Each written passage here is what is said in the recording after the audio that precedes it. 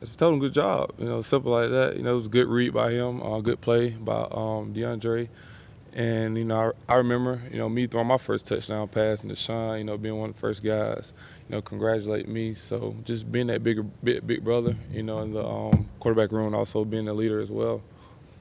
After watching the film of your performance, how would you evaluate how you performed? I feel like pretty good. Slow start. Of course, just some little bit miscues early on, but once things got going, we got playing in the tempo. It was executing, but could be better. So just make sure that just come out strong. Execute. From the get go, being the biggest emphasis. Looking back on the tape.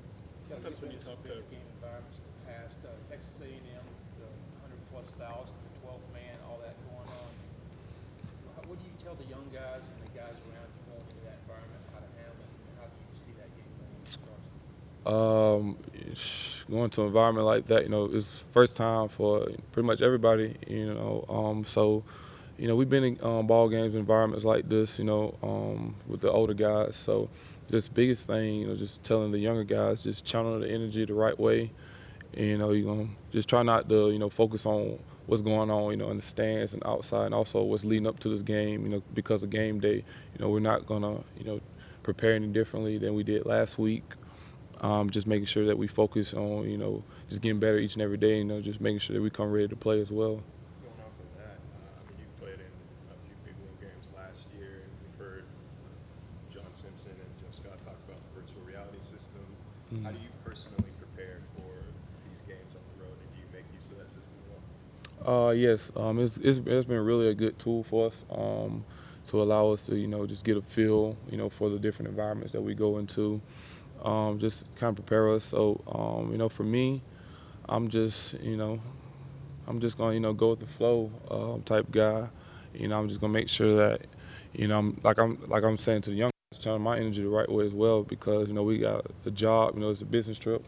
First and foremost, and we come to win a ball game. It's gonna be tough. Being out there, in a good environment like that. But it's a challenge, and we're looking forward to it, and just making sure that we come ready to play. You talk to running backs sometimes. You say, when they're alternating running backs, it's hard to kind of get in the groove and the feel of the game. Is that true at your position too? Is it hard to kind of come out for a series or two here or there when you're kind of just starting to get into the flow of things?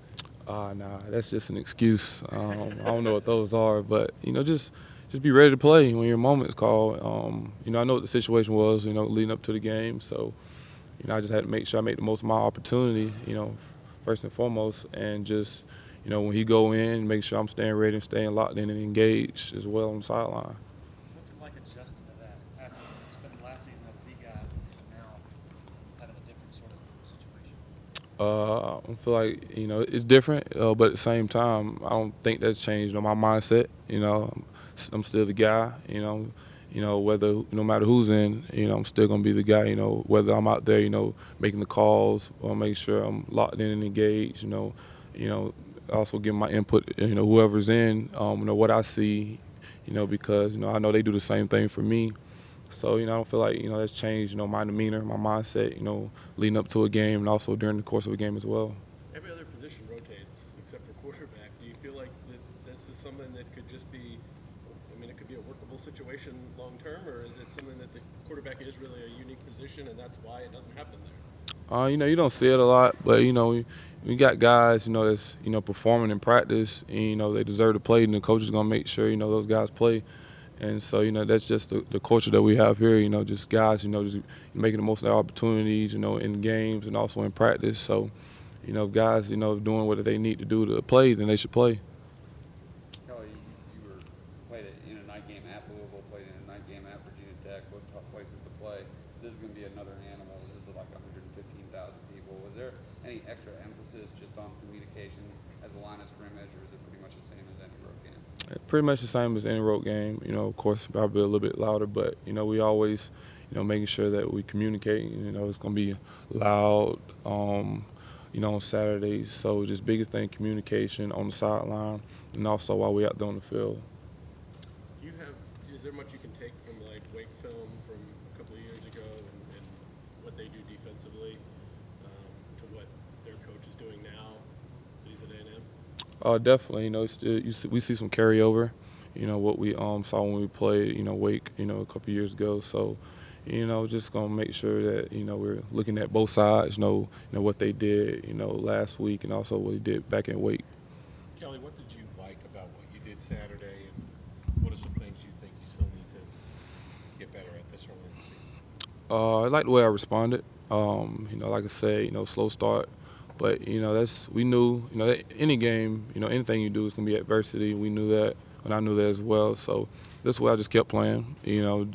Like I said, slow start. Then end up finishing the way we wanted to as offense as well. So, and, that's just the biggest thing, just getting off to a fast start. There's always mention this game's getting national. This is an opportunity to just show once again that Clemson's a long-lived team, kind of a chance to just prove that you belong. I think we've proven that. No matter what game it is, what type of atmosphere, what type of team we're playing.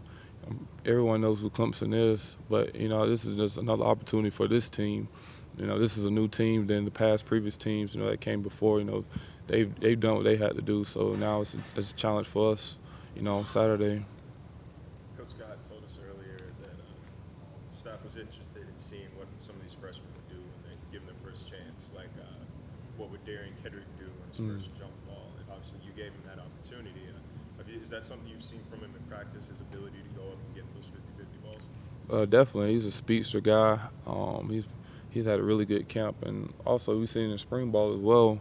And just to see how the carryover, into the game, having knowing that knowing that he knows I have to trust in him to give him opportunity, and just seeing him come down with it, that's just something that I've seen and we've all seen, in camp, and also all the other freshmen that played really well, like Justin Ross. His first play, he came in and get a big block. That's good to see a receiver, a young guy like that, just coming in, having critical blocks downfield. So that was good to see. Speaking of Justin Ross, Coach Sweeney said after the game that he was shaking a little bit before the game. He seemed pretty nervous. Did you see that from a lot of guys? And how good was it for them to get that experience under their belt? I couldn't tell, if they was hiding it really well. But, it was good to see, all those guys, perform at a high level, no matter what the situation was in the game. Like, for instance, Lin J, call him Booby Miles. But, it was good, to see him break away, have some good runs. It just goes to show the quality depth that we have here, on both sides of the ball. What's the best thing that the guys that came before you, Deshaun and others, told you that helped you for environments like you're going to see Saturday night that you can share with Trevor? Oh man, it's a long game. Just try to play the game. One play at a time. Just communicate. On the sideline. That'd be the biggest things that I saw. Deshaun, how he managed it. Just communicating with Coach Streeter. All of us. And also with all the guys. The offensive linemen, receivers, and just biggest thing I said, just playing one play at a time. And that's just be the biggest thing that I took and helped me in my game as well. Kelly, Coach Scott mentioned that one thing that he thought was a detriment on Saturday was the fact that you guys weren't as tempo-oriented as he liked. What is it that you can do or that you guys can do to improve on that tempo coming into this Saturday's game? It starts at the quarterback. Just drive it a little bit more. Just emphasize. Getting the guys lined up. All positions. Just once the ball has been spotted, just snapping the ball and getting lined up. Make sure that we're getting the call as well, so we don't have any misassignments or MAs like that. Does Lin J remind you a lot of Etienne when he first got here as a freshman last year? Definitely. A guy. That got here in the summer. Not really sure. What you're gonna get out of him, and then here comes fall camp. You look out there. This guy's out there. Making guys miss. Just breaking long runs. And he's going against the ones and the twos or whatever, and you're like, all right, let's see if he can keep it going. That's what pretty much he's done. All camp, the same as Etienne.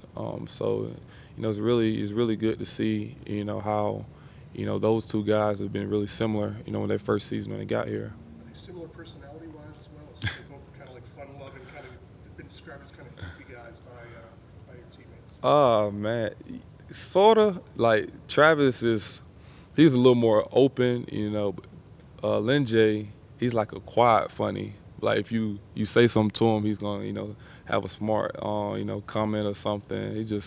Travis more socially funny, and just Lin J's more quiet funny. Yeah, if that makes sense. Time for one more question. When Lynn, you go into these types of environments, what things do you do to stay loose? What team activities? Like leading up to the game.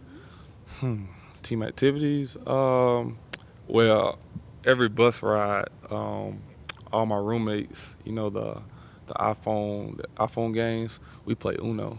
What iPhone games? Yeah, on the iPhone, you play the iPhone games. We play Uno.